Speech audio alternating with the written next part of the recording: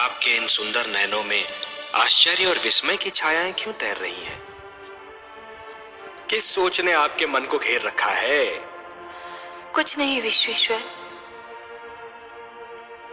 यही सोच रही थी कि यदि चित्रकार के बनाए चित्र को कोई बिगाड़ दे तो क्या उसे तनिक भी चिंता नहीं होगी? यदि कोई शिल्पकार की बनाई मूर्ति को तोड़ने की चेष्टा करे तो क्या उसे तनिक भी दुख नहीं होगा?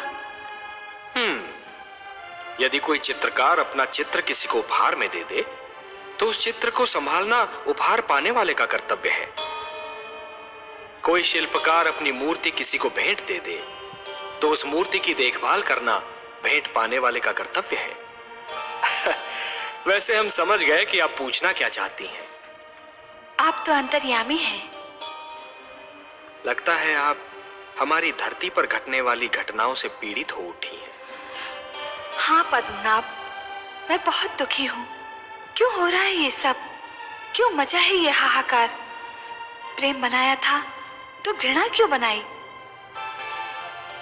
जो हो रहा है हो सकता है वो वही हो जो स्वयं विधाता ने लिखा हो। और अपना लिखा तो स्वयं विधाता भी नहीं मिटा सकते।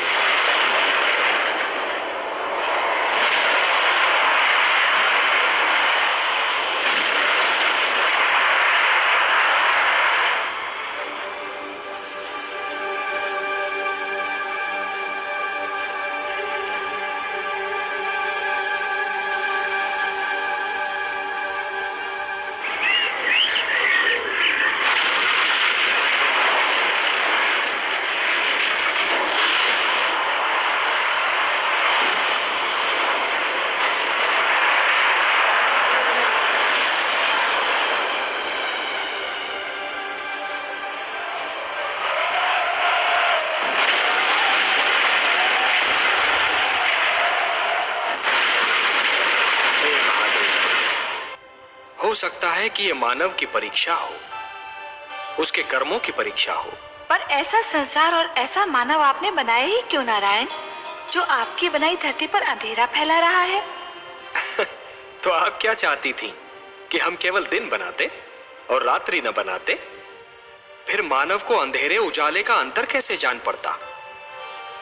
विष न होता तो अमृत की महत्ता कैसे जानी जाती? पुष्प के साथ कांटे न होते तो पुष्प के सौंदर्य को कौन जान सकता? पतझड़ न आती तो वसंत ऋतु इतनी सुहानी कैसे लगती? हमने मानव को बनाया है देवी। मानव इतिहास को बनाने का कार्य हमने अपने हाथों में नहीं रखा, वो तो उसी पर छोड़ दिया है। अभी तो उसे अपनी शक्ति का आभास हुआ है।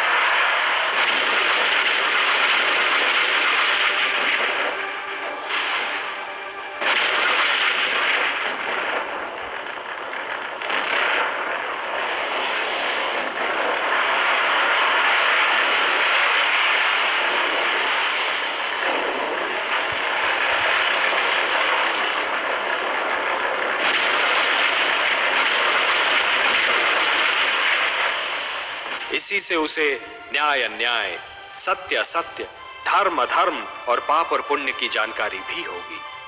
हमने बुद्धि दी है मानव को, विवेक दिया है उसे। और यदि मानव ने विवेक से कार्य नहीं किया तो? यदि धरती पर रात्रि इसी प्रकार दिन को निगलती रही तो? अंधकार प्रकाश को डसता रहा तो? तब क्या करेंगे आप?